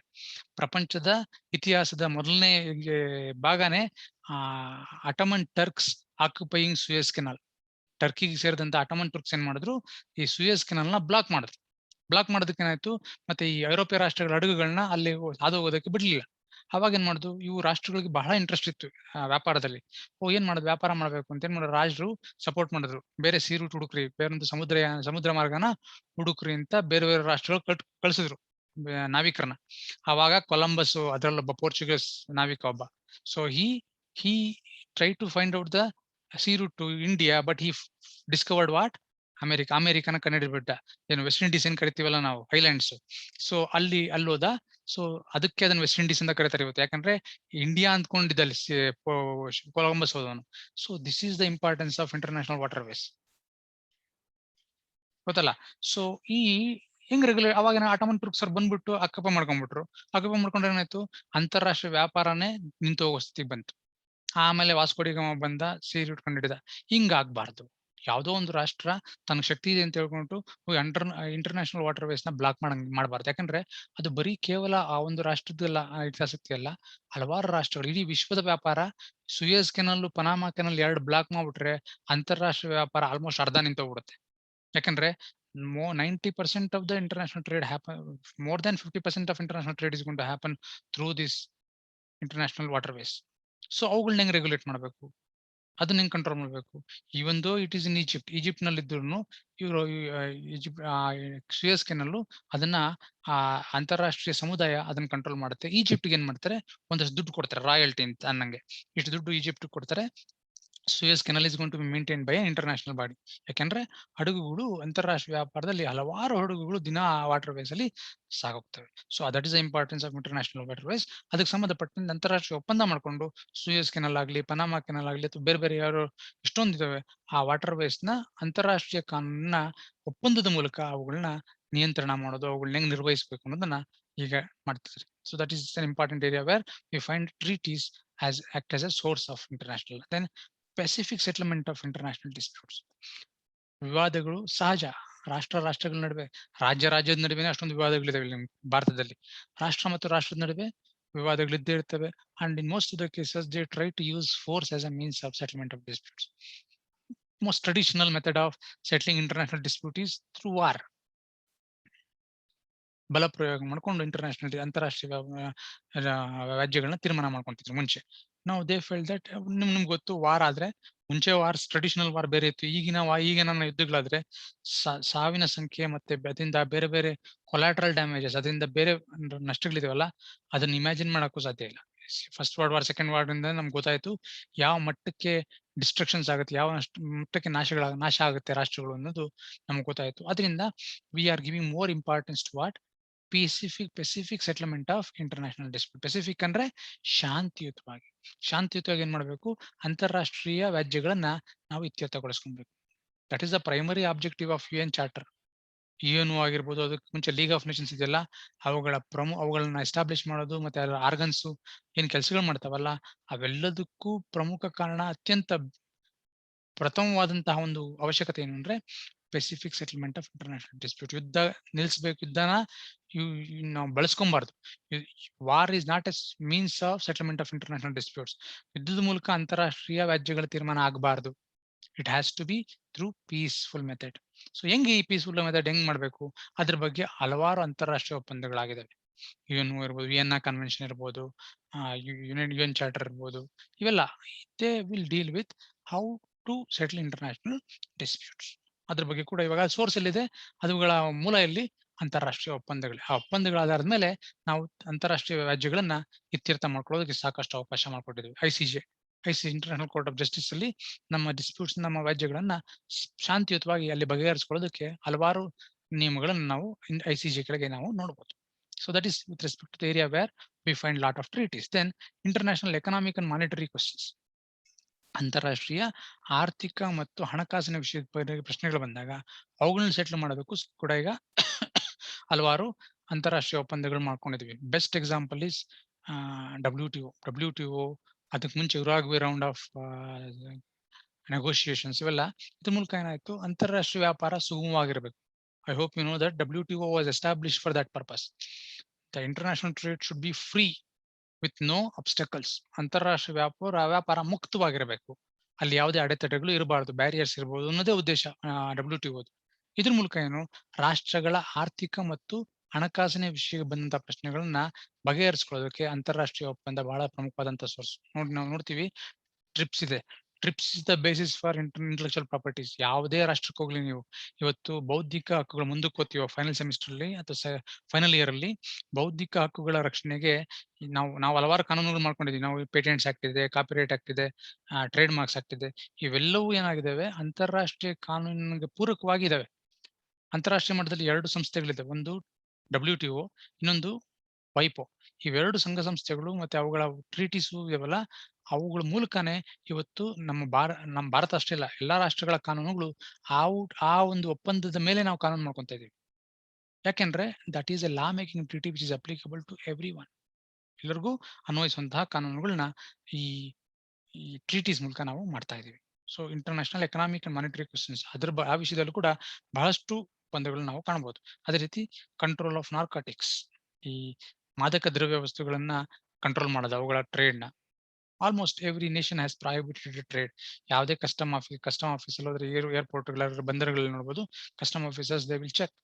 Narcotic drugs ಇದ್ರೆ ಅದನ್ನ ಅರೆಸ್ಟ್ ಮಾಡ್ತಾರೆ, ಅಂತ ಅದುಗಳ ವ್ಯಾಪಾರಕ್ಕೆ ಅವಕಾಶ ಕೊಡೋದಿಲ್ಲ. ಅದಕ್ಕೆ ಅಂತಾರಾಷ್ಟ್ರೀಯ ಮಟ್ಟದಲ್ಲಿ ಏನಾಗಿದೆ, ಹಲವಾರು ಒಪ್ಪಂದಗಳನ್ನ ನಾವು ಮಾಡ್ಕೊಂಡಿದ್ವಿ. Then nationality and statelessness, again a big problem ನೋಡ್ತಾ ಇದೀವಿ. CAA ಬಗ್ಗೆ ನೋಡ್ತೀವಿ, ಈ NRC ಬಗ್ಗೆ ನೋಡ್ತಾ ಇದ್ವಿ, ಈಗ ಗಲಾಟೆಗಳು ನಡೀತಾ ಇದೆ. ಸೊ ಯಾವ ರೀತಿ ಈ ನ್ಯಾಷನಾಲಿಟಿ ಇಶ್ಯೂಸ್ ನ ಸೆಟಲ್ ಮಾಡಬೇಕು, ಬರೀ ಇದು ಕೇವಲ ರಾಷ್ಟ್ರಕ್ಕೆ ಸಂಬಂಧಪಟ್ಟಿದ್ದೆ ಅಲ್ಲ, ಅಂತಾರಾಷ್ಟ್ರೀಯ ಮಟ್ಟದಲ್ಲಿ ಬಹಳಷ್ಟು ಗೊಂದಲಗಳಿದೆ. Take for example Rohingya Muslims, ಅವ್ರು ಯಾವ ರಾಷ್ಟ್ರಕ್ಕೆ ಸೇರಿದವ್ರು ಈಗ ಅನ್ನೋದು ಸಮಸ್ಯೆ. ದೇ ಬಿಕಮ್ ಸ್ಟೇಟ್ಲೆಸ್ ಅಂತಾರೆ. ಯಾಕಂದ್ರೆ ಅವರು ಅಲ್ಲಿ ಇರೋ ದಿವಸ they are minority in Burma, but they had a clash with Buddhist or majority. Buddhist ಮೇಲೆ ಇವರು ಯುದ್ಧ ಮಾಡಕ್ ಶುರು ಮಾಡಿದ್ರು. ಅವ್ರ ಜೊತೆ ಅವರು ಇವರ ಟೆರರಿಸ್ಟ್ ಆಕ್ಟಿವಿಟೀಸ್ ಇಂದ ಅಲ್ಲಿ ಮುಂದೆ ಜನ ಏನ್ ಮಾಡಿದ್ರು, ಸ್ವಲ್ಪ ದಿವಸ ಸುಮ್ಮನೆ ಇದ್ರು, ಆಮೇಲೆ ಓಡಿಸ್ಬಿಟ್ರು. ನೀವು ಯಾವುದೇ ಕಾರಣಕ್ಕೂ ಬರ್ಮಾದಲ್ಲಿ ಇರಂಗಿಲ್ಲ ನೀವು, ಯಾಕಂದ್ರೆ ನೀವು ಇಲ್ಲಿ ಬಂದು ನಮ್ಮನ್ನ ತೊಂದರೆ ಕೊಡ್ತಿದ್ದೀರಾ ಅಂತ ಹೇಳ್ಬಿಟ್ಟು ಓಡಿಸಿದ್ರು. ಆ ಬಾಂಗ್ಲಾದೇಶ ಅಲ್ಲೂ ಅವರು ಸೇರಿಸ್ಕೊಳ್ಳಲ್ಲ, ಇಂಡಿಯಾದವ್ರು ನಾವು ಬೇಡ ಅಂತೀವಿ. ಇಲ್ಲಿಗೂ ಇವಾಗ ಏನ್ ಮಾಡ್ಬೇಕು ಅವರು? And they are known to be terrorist. ಯಾಕಂದ್ರೆ ಬಹಳ ಬಡತನದಲ್ಲಿದ್ದಾರೆ, ಬಟ್ ವೆರಿ ಕ್ರೂಯಲ್ ಪೀಪಲ್ ಅಂತ. That is the news reports which I have come across with. Rohingya Muslims ಅವ್ರಿಗೇನು, to which nation they belongs to, or to which state they belongs to, ಅವ್ರ nationality ಏನು, ಅವ್ರ ಸ್ಟೇಟ್ಲೆಸ್ನೆಸ್ ಏನು, ಅವ್ರ ರಾಜ್ಯ ಯಾವುದು, ಅವ್ರಿಗೆ ಈ ಒಂದು ಸಮಸ್ಯೆ ಎದುರಿಸ್ತಾ ಇದಾರೆ, ಸ್ಟೇಟ್ಲೆಸ್ನೆಸ್. ಬರ್ಮಾದಲ್ಲಿದ್ದವ್ರು ಅವರು, ಬರ್ಮಾದವ್ರು ನಮ್ಗೆ ಬೇಡಪ್ಪ ಇವರು ಸವಾಸ ಅಂತ ಗಲಾಟೆ ಮಾಡಿ ಓಡಿಸ್ಬಿಟ್ಟಿದ್ದಾರೆ. ಬಾಂಗ್ಲಾದೇಶದಲ್ಲಿ ಒಂದ್ ಕಡೆ ಅವ್ರಿಗೆಲ್ಲ ಒಂದು ಕ್ಯಾಂಪ್ ಮಾಡಿ, ರೆಫ್ಯೂಜಿ ಕ್ಯಾಂಪ್ ಮಾಡಿ ಅಲ್ಲಿ ಬಿಟ್ಟಿದ್ದಾರೆ. ಅವ್ರೇನು ಭಾರತಕ್ಕೆ ಬರ್ತೀವಿ ಅಂತಾರೆ. ಭಾರತದವ್ರು ನಮ್ಗೆ ಬೇಡ, ಇಲ್ಲಿರೋರಾಗ್ಲೇ ಸಾಕು, ತುಂಬಾ ಜನ ಟೆರರಿಸ್ಟ್ ಆಕ್ಟಿವಿಟೀಸ್ ನಡೀತಾ ಇದೆ, ನೀವು ಬಂದ್ರೆ ಇನ್ನೂ ಜಾಸ್ತಿ ಆಗುತ್ತೆ, ನಮಗೂ ಬೇಡ ಅಂತ ನಾವು ಬಿಡ್ತಿಲ್ಲ. So it's an international issue, how to settle it. ಅದ್ರ ಬಗ್ಗೆ ಹಲವಾರು ಒಪ್ಪಂದಗಳು ಅಂತಾರಾಷ್ಟ್ರೀಯ ಮಟ್ಟದಲ್ಲಿ ಮಾಡ್ಕೊಂಡಿದ್ದಾರೆ. ಸೊ ಅದ್ರ ಪ್ರಕಾರ ಇನ್ನೂ ಸಮಸ್ಯೆ ಇದೆ. We are at to find out a solution to the problem of this Rohingya Muslims. ಅದೇ ರೀತಿ ಮುಸ್ಲಿಮ್ಸ್ ಇನ್ ಚೈನಾದಲ್ಲೂ ಸಮಸ್ಯೆ ಎದುರಿಸ್ತಾ ಇದ್ದಾರೆ. They are fighting for their existence. ಏನ್ ಮಾಡ್ತಿದ್ದಾರೆ, China is very strong and not like Burma. They will suppress and we don't know what is happening to the Muslims there. ಹುಡುಗರು Muslims ಅಂತ recent ಆಗಿ ಒಂದು ರಿಪೋರ್ಟ್ಸ್ ಬಂತು ನೋಡಿ, ಎಲ್ಲಾ ಕಡೆ ನ್ಯೂಸ್ ರಿಪೋರ್ಟ್ಸ್ ಹರಿದಾಡ್ತಾ ಇದೆ. How they have been imprisoned, they were just made slaves. ಜೈಲ್ಗೆ ಹಾಕೊಟ್ಟು ಬಹಳ ಹಿಂಸೆ ಕೊಡ್ತಾರೆ, ಅವ್ರು ಬೇಕಾದ ಕೆಲಸ ಮಾಡಿಸ್ಕೊಂತಾರೆ. They will be force to render their labour. ಈ ರೀತಿ ಚೈನಾ ಸರ್ಕಾರ ಮಾಡ್ತಿದೆ. Nobody is ready to question it because China is too strong to question. ಹಂಗೆ ಈ ಸಮಸ್ಯೆಗಳು ಇರ್ತದೆ. ಅವ್ರ ನ್ಯಾಷನಾಲಿಟಿ ಯಾವುದು, ಅವರು ಚೈನಾಗ್ ಸೇರಿದವರ ಅಥವಾ ಅಲ್ವಾ, ಇಲ್ಲ ಅಂದ್ರೆ ಯಾವ ರಾಷ್ಟ್ರಕ್ಕೆ ಸೇರಿದವರು, ಈ ಪ್ರಶ್ನೆಗಳು ಬರ್ತದೆ. ಅವುಗಳನ್ನ ಸೆಟಲ್ ಮಾಡೋಕೆ ಕೂಡ ಹಲವಾರು ಅಂತಾರಾಷ್ಟ್ರೀಯ ಒಪ್ಪಂದಗಳಿದೆ. ಆದ್ರೆ ಅದು ಎಷ್ಟು ಮಟ್ಟಕ್ಕೆ ಪಾಲನೆ ಮಾಡ್ತಾರೆ, ಎಷ್ಟು ಮಟ್ಟಕ್ಕೆ ಇಂಪ್ಲಿಮೆಂಟ್ ಆಗೋದು, ಅದು ಮುಂದಿನ ಪ್ರಶ್ನೆ. ಬಹಳಷ್ಟು as we discussed earlier, internationalise law but it is a weak law. ಯಾಕಂದ್ರೆ ತುಂಬಾ ಸರ್ತಿ ಅದನ್ನ ಇಂಪ್ಲಿಮೆಂಟ್ ಮಾಡೋದಕ್ಕೆ ಸಾಕಷ್ಟು ಅವಕಾಶಗಳು ಇರಲ್ಲ. ರಾಷ್ಟ್ರಗಳಲ್ಲಿ ವಿಲ್ ಇರಬೇಕು, political will of each nation is going to count, then only there can be implementation. ತುಂಬಾ ಸರ್ತಿ ಎಫೆಕ್ಟಿವ್ ಆಗಿ ಇಂಪ್ಲಿಮೆಂಟೇಷನ್ ಆಗದೇನು ಇರಬಹುದು. ಆದ್ರೆ ಅಂತಾರಾಷ್ಟ್ರೀಯ ಒಪ್ಪಂದಗಳಿದಾವೆ ಸ್ಟೇಟ್ಲೆಸ್ನೆಸ್, ನ್ಯಾಷನಾಲಿಟಿ ಬಗ್ಗೆ. ಹೆಂಗೆ, person takes birth in a state, definitely the state may not deny him it's nationality unless his parents are illegal immigrants. ಒಂದು ರಾಷ್ಟ್ರದಲ್ಲಿ ಒಂದು ಮಗು ಜನನ ಹುಟ್ಟಿತು ಅಂದ್ರೆ ಆ ಮಗುಗೆ ಆ ರಾಷ್ಟ್ರದ ರಾಷ್ಟ್ರೀಯತೆ ಸಿಗ್ಲೇಬೇಕು. ಎಕ್ಸೆಪ್ಟ್ ಯಾವಾಗ ಅಂದ್ರೆ, if at all the parents are illegal immigrants, ಅವರ ಅಪ್ಪ ಅಮ್ಮ ಇಲ್ಲಿಗಲ್ ಆಗಿ ಏನಾರ ಆ ರಾಷ್ಟ್ರದಲ್ಲಿ ಬಂದಿದ್ರೆ ಅವಾಗ ಡಿನೈ ಮಾಡ್ಬೋದು. Otherwise generally a state is going to grant its nationality to that child. ಹಿಂಗ್ ಬಂತು ಅಂತಾರಾಷ್ಟ್ರೀಯ ಮಟ್ಟದಲ್ಲಿ ಒಪ್ಪಂದಗಳಾಗಿದಾವೆ ಹಲವಾರು. ಅದ್ರ ಪ್ರಕಾರ ಯಾವುದೇ ವ್ಯಕ್ತಿಗೂ ರಾಷ್ಟ್ರಹೀನತೆ ಅನ್ನೋ ಒಂದು ಅದು ಕಾಡಬಾರ್ದು ಅನ್ನೋದು ಒಂದು ಅಂಡರ್ಸ್ಟ್ಯಾಂಡಿಂಗ್ ಅಂತಾರಾಷ್ಟ್ರೀಯ ಮಟ್ಟದಲ್ಲಿ. So based on that many treaties have been made. ಈ ರೀತಿ ಈ ಪ್ರಮುಖ ವಿಷಯಗಳಲ್ಲಿ ಹಲವಾರು ಅಂತಾರಾಷ್ಟ್ರೀಯ ಒಪ್ಪಂದಗಳನ್ನ ನಾವು ಕಾಣಬಹುದು. ಓಕೆ, ಸೊ ಮುಂದುವರಿತಾ kinds of law making treaties. Law making treaties ಅಲ್ಲೂ ಹಲವಾರು ವಿಧಗಳಿವೆ. Let us look into, because we know that only law making treaties are sources of international law, not treaty contracts. Treaty contracts ಕೇವಲ ರಾಷ್ಟ್ರ ನಡುವೆ ತಮ್ಮ personal ವಿಷಯಕ್ಕೋಸ್ಕರ ಒಪ್ಪಂದಗಳು ಕರಾರುಗಳು ಮಾಡ್ಕೊಳ್ಳೋದು. ಆದ್ರೆ ಲಾ ಮೇಕಿಂಗ್ ಟ್ರೀಟೀಸ್ ಇದೆಯಲ್ಲ, ಅದ್ರ ಮೂಲಕ ಅಂತಾರಾಷ್ಟ್ರೀಯ ಕಾನೂನುಗಳ ಸೃಷ್ಟಿ ಆಗತ್ತೆ. ಅವುಗಳಲ್ಲಿ ಇರೋ ವಿಧಗಳು ಯಾವ್ಯಾವು ಅನ್ನೋದನ್ನ ಇವತ್ತು ತಿಳ್ಕೊಳ್ಳೋಕೆ ಪ್ರಯತ್ನ ಪಡೋಣ. So enunciating rules of universal international. ಕೆಲವು ಈ ಲಾ ಮೇಕಿಂಗ್ ಟ್ರೀಟೀಸ್, ಕಾನೂನು ಸೃಷ್ಟಿ ಮಾಡುವಂತಹ ಅಂತಾರಾಷ್ಟ್ರೀಯ ಒಪ್ಪಂದಗಳು ಹೆಂಗಿರ್ತವೆ ಅಂದ್ರೆ, ಅವು they enunciate rules of universal international, ಎಲ್ಲರಿಗೂ ಅನ್ವಯಿಸುವಂತಹ ಕಾನೂನುಗಳನ್ನ ಮಾಡ್ಕೊಂತಾರೆ. Example UN charter. UN charter ಎಲ್ಲಾ ರಾಷ್ಟ್ರಗಳಿಗೂ ಅನ್ವಯಿಸುತ್ತೆ. ಅದೇ ರೀತಿ universal declaration of human rights ಎಲ್ಲಾ ರಾಷ್ಟ್ರಗಳಿಗೂ ಅನ್ವಯಿಸುತ್ತೆ ಅಂತಲ್ಲ. ಸೊ ಲಾ ಸ್ಲೇವ್ಸ್ ಇಂಟರ್ನ್ಯಾಷನಲ್ ಒಪ್ಪಂದಗಳು ಮಾಡ್ತಾರಲ್ಲ, slave trade is applicable to every one. So ಆ ತರದ ಕಾನೂನು ಅಂತ ಲಾ ಮೇಕಿಂಗ್ ಟ್ರೀಟೀಸ್ ಅಂತ ಕರಿತೀವಿ. Law making treaties which are going to make universal international rules of universal international. ಪ್ರತಿಯೊಂದು ರಾಷ್ಟ್ರಕ್ಕೂ ಅನ್ವಯಿಸುವಂತ ಅಂತಾರಾಷ್ಟ್ರೀಯ ಕಾನೂನುಗಳು ಮಾಡ್ತೇವೆ. ಅವು ಒಂದು ರೀತಿಯ ಲಾ ಮೇಕಿಂಗ್ ಟ್ರೀಟೀಸ್. ಎರಡನೇದು laying down general or fairly general rules. ಎರಡನೇ ರೀತಿಯ ಅಂತಾರಾಷ್ಟ್ರೀಯ ಒಪ್ಪಂದಗಳು ಹೆಂಗಿರ್ತವೆ ಅಂದ್ರೆ, ಲೇಯಿಂಗ್ ಡೌನ್ ಜನರಲ್ ರೂಲ್ಸ್, ಸಾಮಾನ್ಯ ನಿಯಮಗಳನ್ನ ಅಪ್ಲೈ ಮಾಡ್ತಾರೆ, ಅವುಗಳನ್ನ ಸೃಷ್ಟಿ ಮಾಡ್ತವೆ. ಅದು they are applicable fairly general, ಸಾಮಾನ್ಯವಾಗಿ ಎಲ್ಲ ರಾಷ್ಟ್ರಗಳು ಅವನ್ನ ಪಾಲನೆ ಮಾಡ್ತವೆ. So this is second kind. So treaties need not be universal in application. Law making treaties ಪ್ರತಿಯೊಂದು ರಾಷ್ಟ್ರಕ್ಕೂ ಅನ್ವಯಿಸಬೇಕು ಅನ್ನೋದಿಲ್ಲ. ಆಲ್ಮೋಸ್ಟ್ 90% ರಾಷ್ಟ್ರಗಳು ಒಪ್ಕೊಂಡ್ರೆ almost it is considered as a first part. ಎರಡನೇದು fairly large number of people, ಒಂದು 60-70% ರಾಷ್ಟ್ರಗಳು ಒಪ್ಕೊಂಡ್ವಿ ಅಂದ್ರೆ, so they may be considered as a law making. ಅದಿಷ್ಟೇ ಹಿಂಗೆ ಪರ್ಸೆಂಟೇಜ್ ಅಂತ ಇಲ್ಲ. ಸೊ ಜನರಲ್ ಆಗಿ ಎಲ್ಲಾ ರಾಷ್ಟ್ರಗಳು ಸಾಮಾನ್ಯವಾಗಿ ಒಪ್ಕೊಂತವೆ. ಅವು ಎರಡನೇ ರೀತಿ. ಇದು ಮೊದಲನೇದು ಯೂನಿವರ್ಸಲ್, ಆಲ್ಮೋಸ್ಟ್ ಎಲ್ಲ, ಅಲ್ಲಿ ಇಲ್ಲಿ 1-2 ಎಕ್ಸೆಪ್ಷನ್ಸ್ ಇರ್ಬೋದು, ಬಟ್ ಜನರಲ್ ಆಗಿ ಎಲ್ಲಾ ರಾಷ್ಟ್ರಗಳು ಒಪ್ಕೊಂತವೆ. UN ಚಾರ್ಟರ್ ಇದೆಯಲ್ಲ, ಆಲ್ಮೋಸ್ಟ್ ಯಾವ 1-2 ರಾಷ್ಟ್ರಗಳು ಇರ್ಬೋದು, ಅವು ಇನ್ನೂ UNO ಮೆಂಬರ್ ಆಗಿರಲ್ಲ ಅಥವಾ ಒಪ್ಪದೇ ಇರ್ಬೋದು, ಬಟ್ ಜನರಲ್ ಆಗಿ more than 90% of the Nations they are part of UN charter. UN charter ಕೆಳಗೆ ಅವೆಲ್ಲ ಬರ್ತವೆ. ಸೊ ಈ ರೀತಿ ಎರಡು ರೀತಿಯ ಅಂತಾರಾಷ್ಟ್ರೀಯ ಒಪ್ಪಂದಗಳು ಇರ್ತವೆ. ಮುಂದಿನದು, treaties are in the form of a framework for conventions. ಈ ಟ್ರೀಟೀಸ್ ಹೆಂಗಿರ್ತದಲ್ಲ, ಎಲ್ಲಾ ಕಾನೂನನ್ನು ಪೂರ್ತಿಯಾಗಿ ಹೇಳೋದಿಲ್ಲ. ಅವ್ ಹೆಂಗಿರ್ತವೆ ಅಂದ್ರೆ, treaties are in the form of a framework, outside skeleton ಇದ್ದಂಗೆ, ಅಸ್ಥಿ ಪಂಜರದ ತರ ಔಟ್ಲೈನ್ ಹೇಳಿರ್ತಾರೆ. ಹೊರಗಡೆ ಏನೇನಿರ್ಬೇಕು ಅನ್ನೋದನ್ನು ಸೂಕ್ಷ್ಮವಾಗಿರ್ತಾರೆ ಆ ಕನ್ವೆನ್ಷನ್ಸ್ ಮೂಲಕ. ಅದಕ್ಕೆ ಡೀಟೇಲ್ ಆಗಿ ಯಾರು ಏನ್ ಮಾಡ್ತಾರೆ, ಅದನ್ನ ರಾಷ್ಟ್ರೀಯ ಕಾನೂನು ಮೂಲಕ ಡೀಟೇಲ್ ಕಾನೂನುಗಳು ಮುಂದೆ ಬರ್ತವೆ. Imposes duties to enact legislation. ಈ ಅಂತಾರಾಷ್ಟ್ರೀಯ ಕಾನೂನುಗಳು, ಅಂತಾರಾಷ್ಟ್ರೀಯ ಒಪ್ಪಂದಗಳು ಹೆಂಗಿರ್ತವೆ ಅಂದ್ರೆ, ಅವು ಜನರಲ್ ಆಗಿ ಬೇರೆ ಯಾವ ಸದಸ್ಯ ರಾಷ್ಟ್ರಗಳು ಇರ್ತಾವೋ ಅವುಗಳಿಗೆ ಈ ಒಂದು ಅಂತಾರಾಷ್ಟ್ರೀಯ ಒಪ್ಪಂದ ಇದೆಯಲ್ಲ, ಲಾ ಮೇಕಿಂಗ್ ಟ್ರೀಟಿ, ಅಂತಾರಾಷ್ಟ್ರೀಯ ಕಾನೂನು ಸೃಷ್ಟಿ ಮಾಡುವಂತಹ ಒಪ್ಪಂದಗಳು ಇರ್ತಾವ, ಅವುಗಳು ಏನ್ ಮಾಡ್ತೇವೆ, impose duties to enact on legislation. ಯಾವ ಸದಸ್ಯ ರಾಷ್ಟ್ರಗಳು ಆ ಅಂತಾರಾಷ್ಟ್ರೀಯ ಒಪ್ಪಂದಕ್ಕೆ ಸಹಿ ಹಾಕಿರ್ತಾರಲ್ಲ, ಅವುಗಳ ಮೇಲೆ ಒಂದು ಆಬ್ಲಿಗೇಷನ್ ಇರುತ್ತೆ, ಆ ಡ್ಯೂಟಿ, ಒಂದು ಕರ್ತವ್ಯ ಇಂಪೋಸ್ ಮಾಡುತ್ತೆ. ಏನಂತ ಕರ್ತವ್ಯ? To enact legislations in accordance with the international convention. ಅಂತಾರಾಷ್ಟ್ರೀಯ ಒಪ್ಪಂದ ಇದೆಯಲ್ಲ, ಅದಕ್ಕೆ ಪೂರಕವಾಗಿ ಏನ್ ಮಾಡಬೇಕು, ರಾಷ್ಟ್ರಗಳು ತಮ್ಮ ರಾಷ್ಟ್ರಗಳಲ್ಲಿ ಬೇರೆ ಬೇರೆ ಕಾನೂನುಗಳನ್ನ ಮಾಡಬೇಕು. ಆ ಕಾನೂನು ಹೆಂಗಿರ್ಬೇಕು, ಆ ಕಾನೂನುಗಳು ಮತ್ತೆ ಅಂತಾರಾಷ್ಟ್ರೀಯ ಒಪ್ಪಂದ ಇದೆಯಲ್ಲ, ಎರಡರ ನಡುವೆ ಸಾಮ್ಯತೆ ಇರಬೇಕು. ಅವ್ ಹೆಂಗೆ ಅಂತಾರಾಷ್ಟ್ರೀಯ ಒಪ್ಪಂದ ಹೆಂಗೆ ಹೇಳುತ್ತೋ ಆ ರೀತಿ ರಾಷ್ಟ್ರಗಳು ಕಾನೂನನ್ನ ಮಾಡ್ಕೊಬೇಕು. ಈ ರೀತಿ ಅಬ್ಲಿಗೇಷನ್ಸ್ ನ ಇಂಪೋಸ್ ಮಾಡುತ್ತೆ ಯಾರು? ಈ ಲಾ ಮೇಕಿಂಗ್ ಟ್ರೀಟೀಸ್. ಅಥವಾ ಏನ್ ಮಾಡ್ತಾವು, they offer areas of choice. ಅವ್ರಿಗೆ ಕೆಲವು ಆಯ್ಕೆಗಳನ್ನ ಕೊಡ್ತಾರೆ. Within the ambit of which states are to apply the principles laid down therein. ಒಂದಷ್ಟು ಆಪ್ಷನ್ಸ್, ಚಾಯ್ಸಸ್ ಕೊಟ್ಟು ಇದ್ರೊಳಗೆ ನೀವು ಹೆಂಗ್ ಬೇಕು ಹಂಗ್ ಕಾನೂನು ಮಾಡ್ಕೊಳ್ರಿ ಅಂತಾನು ಹೇಳ್ಬೋದು ಕೆಲವು ಅಂತಾರಾಷ್ಟ್ರೀಯ ಒಪ್ಪಂದಗಳು. ಅಥವಾ treaties may also be confirmatory of or represents a codification of a customary rules. ಕೆಲವು ಕಿತ್ತವೇನು ಗೊತ್ತಾ, ನಾವು ಕಸ್ಟಮರಿ ಸಾಂಪ್ರದಾಯಿಕ ನಿಯಮಗಳು ನೋಡಿದ್ವಿ. ಆ ಸಾಂಪ್ರದಾಯಿಕ ನಿಯಮಗಳ ಬಗ್ಗೆ ಗೊಂದಲ ಇದ್ರೆ ಅದು ಸಾಂಪ್ರದಾಯಿಕ ನಿಯಮಗಳನ್ನ ಪ್ರೂವ್ ಮಾಡ್ಬೇಕು.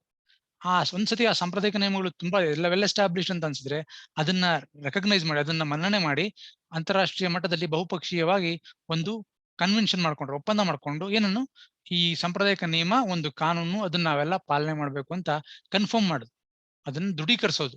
ಆ ತರದ ಅಂತಾರಾಷ್ಟ್ರೀಯ ಒಪ್ಪಂದಗಳನ್ನು ಕೂಡ ನಾವು ಲಾ ಮೇಕಿಂಗ್ ಟ್ರೀಟೀಸ್, ಕಾನೂನು ಸೃಷ್ಟಿ ಮಾಡುವಂತಹ ಅಂತಾರಾಷ್ಟ್ರೀಯ ಒಪ್ಪಂದಗಳನ್ನ ನಾವು ಕಾಣಬಹುದು. ಮೊದಲನೇದಕ್ಕೆ ಉದಾಹರಣೆ ನಾವು ನೋಡ್ತಿದ್ವಿ.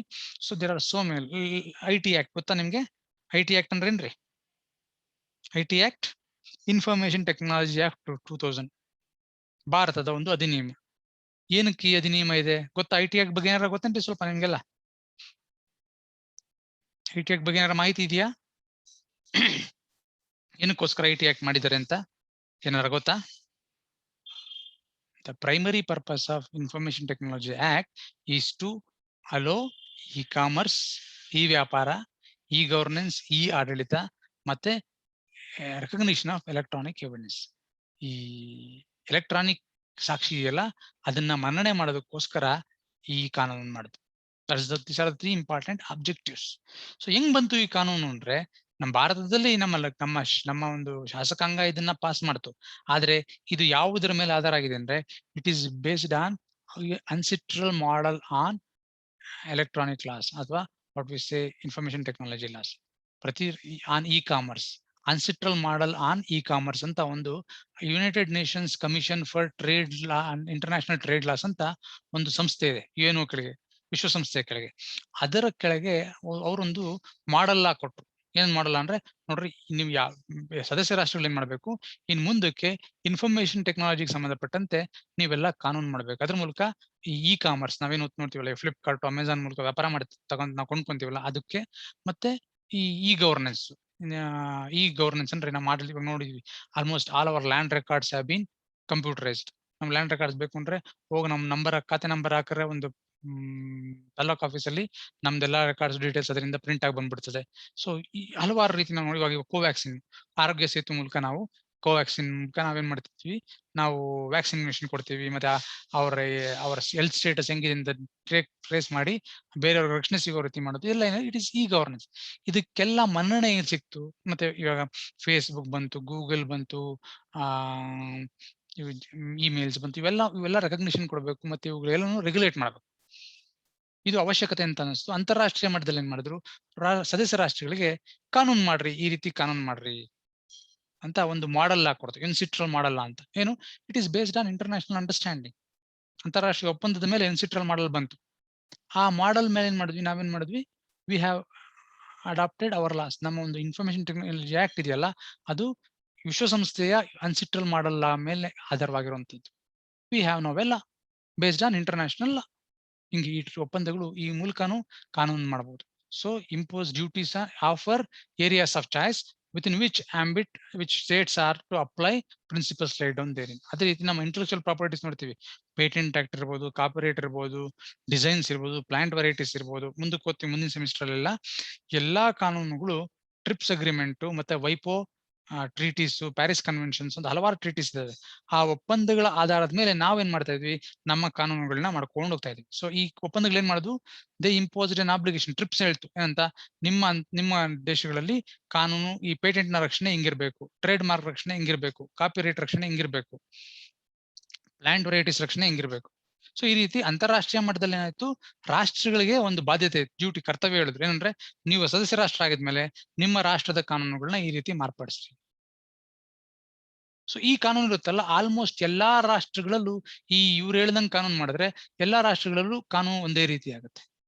ಯಾವಾಗ ರಾಷ್ಟ್ರಗಳ ಪ್ರಾಕ್ಟೀಸಸ್ ಒಂದೇ ರೀತಿ ಆಗುತ್ತೋ, ಅದು as we discussed, those international practices, if they are uniform throughout the world, that itself is a basis of international law. ಅಂತಾರಾಷ್ಟ್ರೀಯ ಕಾನೂನು ಅದೇ ಕಾನೂನು ಆಗುತ್ತೆ.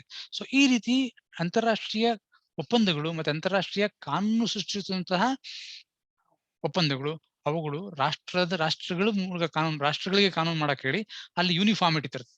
ಎಲ್ಲಾ ರಾಷ್ಟ್ರಗಳು ಒಂದೇ ತರ ಆಗಿರೋ ಕಾನೂನು. ಪೇಟೆಂಟ್ಸ್ ಹೆಂಗ್ ರಕ್ಷಣೆ ಕೊಡಬೇಕು, ಭಾರತನೂ ಹಂಗೆ ರಕ್ಷಣೆ ಕೊಡುತ್ತೆ, ಯುರೋಪ್ನು ಹಂಗೆ ರಕ್ಷಣೆ ಕೊಡ್ತಾರೆ, ಅಮೆರಿಕದಲ್ಲೂ ಹಂಗೆ ರಕ್ಷಣೆ ಕೊಡ್ತಾರೆ, ಆಫ್ರಿಕಾದಲ್ಲೂ ಹಂಗೆ ರಕ್ಷಣೆ ಕೊಡ್ತಾರೆ, ಆಸ್ಟ್ರೇಲಿಯಾದಲ್ಲೂ ಹಂಗೆ ರಕ್ಷಣೆ ಕೊಡ್ತಾರೆ. ಸೊ ಅಲ್ಲಿಗೆ ಈ ಇಂಟೆಲೆಕ್ಚುಯಲ್ ಪ್ರಾಪರ್ಟಿ ರಕ್ಷಣೆ ಹೆಂಗಿರುತ್ತೆ, it is based on TRIPS. TRIPS ಹೇಳುತ್ತೋ ಎಲ್ಲಾ ನಿಯಮಗಳನ್ನು ಎಲ್ಲಾ ರಾಷ್ಟ್ರಗಳ ಕಾನೂನು ಕಾಣಬಹುದು. Then it automatically becomes part of international law. ಹಿಂಗೆ. So like this, so international treaties plays a very significant role in developing laws. ಅಂತಾರಾಷ್ಟ್ರೀಯ ಕಾನೂನುಗಳನ್ನ ಬೆಳೆಸೋದ್ರಲ್ಲಿ ಅಥವಾ ಅವುಗಳ ಮೂಲ ಆಗಿ ಬಹಳ ಪರಿಣಾಮಾತ್ಮಕ ಕೆಲಸನ ಈ ಅಂತಾರಾಷ್ಟ್ರೀಯ ಕಾನೂನು ಸೃಷ್ಟಿಸುವ ಒಪ್ಪಂದಗಳು ಮಾಡ್ತಾ ಇದ್ದಾರೆ. ಸೊ ಈ ರೀತಿ ದೆನ್ ಟ್ರೀಟಿ ಕಾಂಟ್ರಾಕ್ಟ್ಸ್ ನ ಆಗ್ಲೇ ಓದಿದ್ನಲ್ಲ, treaty contracts are not direct sources of international. ನೇರವಾಗಿ ಅವುಗಳನ್ನ ನಾವು ಸೋರ್ಸಸ್ ಆಫ್ ಇಂಟರ್ನ್ಯಾಷನಲ್ ಅಂತ ಪರಿಗಣಿಸೋದಕ್ಕೆ ಆಗಲ್ಲ. ಯಾಕಂದ್ರೆ ಅವು ರಾಷ್ಟ್ರಗಳ ಹಿತಾಸಕ್ತಿಗಳನ್ನ ಕಾಪಾಡೋದಕ್ಕೋಸ್ಕರ ತಮ್ಮ ಖಾಸಗಿ ಹಿತಾಸಕ್ತಿಗಳನ್ನ ಕಾಪಾಡೋದಕ್ಕೆ ಮಾಡ್ಕೊಂಡಿರ್ತವೆ. They constitute particular law between the parties or signatories and such treaties may also lead to formation of international law through the operation of the principle governing the developing customary rules. ಅಷ್ಟೇ. Treaty contracts ನೇರವಾಗಿ ಅಂತಾರಾಷ್ಟ್ರೀಯ ಕಾನೂನಿನ ಮೂಲಗಳಾಗೋದಿಲ್ಲ. ಆದ್ರೆ ಈ treaty contracts ಇದಾವಲ್ಲ, ಈ customary rules ಹೆಂಗ್ develop ಆಗುತ್ತೆ ಹಂಗೆ ಡೆವಲಪ್ ಆದ್ರೆ ಟ್ರೀಟಿ ಕಾಂಟ್ರಾಕ್ಟ್ಸ್ ಮುಂದಕ್ಕೆ ಒಂದ್ಸತಿ ಇಂಟರ್ನ್ಯಾಷನಲ್ ಆಗ್ಬೋದು. ಹೆಂಗಂದ್ರೆ ಎಲ್ಲಾ ರಾಷ್ಟ್ರಗಳು ದ್ವಿಪಕ್ಷೀಯ ಒಪ್ಪಂದಗಳು ಮಾಡ್ಕೊಂಡಿದ್ದಾವೆ. ಆ ಎಲ್ಲಾ ದ್ವಿಪಕ್ಷೀಯ ಒಪ್ಪಂದಗಳ ಒಂದು ನಿಯಮಗಳು ಸಾಮಾನ್ಯವಾಗಿದೆ. ಅವಾಗ ಏನಾಗುತ್ತೆ, ಆ ಸಾಮಾನ್ಯ ನಿಯಮಗಳು ಏನಾಗುತ್ತೆ, ಅಂತಾರಾಷ್ಟ್ರೀಯ ಸಾಂಪ್ರದಾಯಿಕ ನಿಯಮವಾಗಿ ಬೇಕಾದ್ರೆ ಮಾರ್ಪಾಡಾಗ್ಬೋದು. ಅವಾಗ ಅದು ಅಂತಾರಾಷ್ಟ್ರೀಯ ಕಾನೂನು ಆಗುತ್ತೆ. ಇಲ್ಲ ಅಂದ್ರೆ ಟ್ರೀಟಿ ಕಾಂಟ್ರಾಕ್ಟ್ಸ್ ಇದೆಲ್ಲ, ಯಾವ ಸಿಗ್ನೇಟರೀಸ್ ಇರ್ತಾರಲ್ಲ ಅವರು ತಮ್ಮ ಪರಸ್ಪರ ಸಂಬಂಧಗಳನ್ನ ರೆಗ್ಯುಲೇಟ್ ಮಾಡೋಕ್ಕೋಸ್ಕರ ಮಾತ್ರನೇ ಅದನ್ನ ಬಳಸ್ತಾರೆ. Illustration where the bilateral contracts have evolved into international law ಅನ್ನೋದನ್ನ ಅದಕ್ಕೊಂದು ಉದಾಹರಣೆನ ನಾವು ನೋಡೋಣ. Series of bilateral extradition treaties. Extradition ಅಂದ್ರೆ ಗೊತ್ತಾ ನಿಮ್ಗೆ? ಯಾರು ಹೇಳಕ್ಕಾಗತ್ತೇನ್ರಿ? What do you mean by this term extradition? ಅದೊಂದು ಉದಾಹರಣೆ ಏನಂದ್ರೆ, ಬೈಲಾಟರಲ್ ಟ್ರೀಟೀಸ್ ಮೂಲಕ ಏನಾಯ್ತು ಅಂದ್ರೆ ಇವತ್ತು ಅಂತಾರಾಷ್ಟ್ರೀಯ ಮಟ್ಟದಲ್ಲಿ ಹಲವಾರು ಸಾಮ್ಯತೆಗಳನ್ನ ನಾವು ಕಾಣಬಹುದು. ಅವು ಅಂತಾರಾಷ್ಟ್ರೀಯ ಮಟ್ಟದಲ್ಲಿ ಕಸ್ಟಮರಿ ರೂಲ್ ಆಗಿ ಕಸ್ಟಮರಿ ಲಾ ಆಗಿ ಡೆವಲಪ್ ಆಯ್ತು. ಅವೆಲ್ಲ ಮುಂಚೆ ಏನಾಗಿತ್ತು ಅಂದ್ರೆ extradition is always going to be bilateral. Extradition ಅಂದ್ರೆ ಏನ್ರಿ? ಯಾರು ಹೇಳಲ್ಲ? ಕೇಳಿಸ್ತಾ ಇದೆಯಲ್ಲ ನಾನು ಮಾತಾಡೋದು? Sir, convicted of crime, sir. Extradition ಅಂದ್ರೆ ಕನ್ವಿಕ್ಷನ್ ಫಾರ್ ಕ್ರೈಮ್ ಅಮ್ಮ, ಅಲ್ಲಮ್ಮ. ನೋಡಿ, ಇವಾಗ ಗಲಾಟೆಗಳಾಗ್ತಿದೆ, ನೋಡಿರ್ಬೇಕು. ಚಾಕ್ಸಿ ಅನ್ನೋ ವ್ಯಕ್ತಿ ಡೊಮೈಕಾನೋ ಇಲ್ಲ ಸಿಗಾಕೊಂಡ್ಬಿಟ್ಟಿದ್ದಾನೆ. ಹಸ್ತಾಂತರ ಅಂತಾರೆ ಸರ್ ಕನ್ನಡದಲ್ಲಿ. ಗಡೀಪಾರು ಅಂತಾರೆ ನೋಡ್ರಿ, ಗಡೀಪಾರ್ ಮಾಡೋದು ಇದೆಲ್ಲ. ಸೊ ಹಸ್ತಾಂತರ ಅಲ್ಲ, ಗಡೀಪಾರ್ ಮಾಡೋದು. ಸೊ ವಿಜಯ್ ಮಲ್ಯನ್ ಬಗ್ಗೆ ಕೇಸ್ ನಡೀತಾ ಇದೆ. ಅದೇ ಇನ್ನೊಬ್ಬ ನೀರವ್ ಮೋದಿ, ಇವ್ರನ್ನೆಲ್ಲ ಭಾರತಕ್ಕೆ ಗಡೀಪಾರ್ ಮಾಡ್ರಿ ಅಂತ ರಿಕ್ವೆಸ್ಟ್ ಮಾಡಿದ್ವಿ. ಅಲ್ಲಿನ ಕೋರ್ಟ್ಗಳು ಅದಕ್ಕೆ ಆದೇಶ ಹೊರಡಿಸಿದಾವೆ. ಯಾವತ್ ಬೇಕಾದ್ರೂ ವಿಜಯ್ ಮಲ್ಯನ ಭಾರತಕ್ಕೆ ಕರ್ಕೊಂಡ್ ಬರ್ಬೋದು, ನೀರವ್ ಮೋದಿನ ಭಾರತಕ್ಕೆ ಕರ್ಕೊಂಡ್ ಬರ್ಬೋದು. ಅದೇ ರೀತಿ ಈ ಚೋಕ್ಸಿ ಅಂತ ಯಾರು ಇದಾನಲ್ಲಪ್ಪ, ಇವನೇನೋ ಡೊಮೈಕಾದಲ್ಲಿ ಏನೋ ಸಿಗಾಕೊಂಡಿದ್ದಾನೋ, is also a fraudster. Bank fraud ಮಾಡಿ ಭಾರತದಲ್ಲಿ ಇಲ್ಲಿಂದ ತಪ್ಪಿಸ್ಕೊಂಡು ಹೋಗಿ ಅಲ್ಲೆಲ್ಲೋ ಇದಾನೆ. ಇವಾಗ ರಾಷ್ಟ್ರದವರು ಅವನ್ನ ಅರೆಸ್ಟ್ ಮಾಡಿದ್ದಾರೆ. ನಾವು ಭಾರತದವ್ರು ಕೇಳ್ತಾ ಇದೀವಿ, ನಮ್ಗೆ ಅವ್ನು ಕೊಟ್ರಿ, ಇಲ್ಲಿ ಮೋಸ ಮಾಡಿದಾನೆ, he has committed economic offences, ಆರ್ಥಿಕ ಅಪರಾಧಗಳನ್ನ ಮಾಡಿದಾನೆ, ಅವ್ನು ಬೇಕು ನಮ್ಗೆ, ದಯವಿಟ್ಟು ನಮ್ಗೆ ಹ್ಯಾಂಡ್ ಓವರ್ ಮಾಡಿ, ನಮ್ಗೆ ಎಕ್ಸ್ಟ್ರಡಿಷನ್ ಮಾಡಿ, ನಮ್ಮ ದೇಶಕ್ಕೆ ಅವನ್ನ ಗಡೀಪಾರ್ ಮಾಡಿ ನಾವು ಕರ್ಕೊಂತೀವಿ ಅವನ್ನ. ಸೊ ಇದು extradition is going to happen through bilateral treaties. ದ್ವಿಪಕ್ಷೀಯ ಮಾತುಕತೆ ಒಪ್ಪಂದದ ಮೂಲಕ ಹೌದು ಇಂತಿಂತ ಕಂಡೀಷನ್ ಫುಲ್ಫಿಲ್ ಮಾಡಿದ್ರೆ ಎಕ್ಸ್ಟ್ರಡಿಷನ್ ಮಾಡ್ತೀವಿ ಅಂತ. ಅಬು ಸಲೀಂ ಕೇಳಿರ್ಬೇಕು ನೀವು. Abu Salim is a underworld don, Dawood ಇಬ್ರಾಹಿಂನ ಶಿಷ್ಯ. ಅವನನ್ನ ಪೋರ್ಚುಗೀಸ್ ಇಂದ ನಮ್ಗೆ ಅವನು ಹೆಂಡತಿ ಮೋನಿಕಾ ಬೇಡಿ ಅಂತ ಒಬ್ಬ ಫಿಲ್ಮ್ ಆಕ್ಟರ್ ಕೇಳಿರ್ಬೇಕು. They were extradited to India, but they put conditions in that ಅವ್ನಿಗೆ ಡೆತ್ ಪೆನಾಲ್ಟಿ ಕೊಡಬಾರ್ದು. ಯಾಕಂದ್ರೆ ಪೋರ್ಚುಗೀಸ್ ಅಲ್ಲಿ ಡೆತ್ ಪೆನಾಲ್ಟಿ ಅಬಾಲಿಷ್ ಆಗಿದೆ. ನೀವು ಅವ್ನಿಗೆ ಡೆತ್ ಪೆನಾಲ್ಟಿ ಕೊಡಲ್ಲ ಅಂದ್ರೆ ನಾವು ಎಕ್ಸ್ಟ್ರಡಿಟ್ ಮಾಡ್ತೀವಿ. ಹಲವಾರು ಕಂಡೀಷನ್ ಇತ್ತು. ಆಯ್ತು ಹೇಳ್ಬಿಟ್ಟು ನಾವು ಒಪ್ಕೊಂಡು ಅವನ್ನ ಭಾರತಕ್ಕೆ ತಗೊಂಡ್ಬಂದಿದ್ದೀವಿ. ಈಗ ಮುಂಬೈಯಲ್ಲಿ ಜೈಲಲ್ಲಿ ಇಟ್ಟಿದ್ದೀವಿ. ಅವನ್ನ ಟ್ರಯಲ್ ನಡೀತಾ ಇದೆ. ಸೊ ಈ ಎಕ್ಸ್ಟ್ರಡಿಷನ್ ಹೆಂಗ್ ಆಗ್ಬೇಕು, ಎಂತವ್ರನ್ನ ಎಕ್ಸ್ಟ್ರಡಿಟ್ ಮಾಡಬೇಕು, ಎಂತವ್ರನ್ನ ಎಕ್ಸ್ಟ್ರಡಿಷನ್ ಮಾಡಬಾರ್ದು, ಇದ್ರ ಬಗ್ಗೆ ಹಲವಾರು ರಾಷ್ಟ್ರ ಒಪ್ಪಂದಗಳಲ್ಲಿ ಕೆಲವು ಸಾಮಾನ್ಯ ಅಂಶಗಳು ನಾವು ಕಾಣಬಹುದು. ಆದ್ರೆ ಒಂದು ಸಾಮಾನ್ಯ ಅಂಶ ನಮ್ಗೆ ಎಲ್ಲರಿಗೂ ಗೊತ್ತಿರೋದು ಅಂದ್ರೆ, a person who has been a political offender should not be extradited. ಇದನ್ನ ಆಲ್ಮೋಸ್ಟ್ ಎಲ್ಲಾ ರಾಷ್ಟ್ರಗಳ ದ್ವಿಪಕ್ಷೀಯ ಒಪ್ಪಂದದಲ್ಲೂ ನಾವು ನೋಡ್ತೀವಿ. ಭಾರತ ಮತ್ತೆ ಶ್ರೀಲಂಕಾ ಒಪ್ಪಂದ ಮಾಡ್ಕೊಂಡು ಎಕ್ಸ್ಟ್ರಡಿಷನ್ ಏನಂದ್ರೆ, ನಿಮಗೆ ಬೇಕಾದ ನಮ್ಮ ಭಾರತದ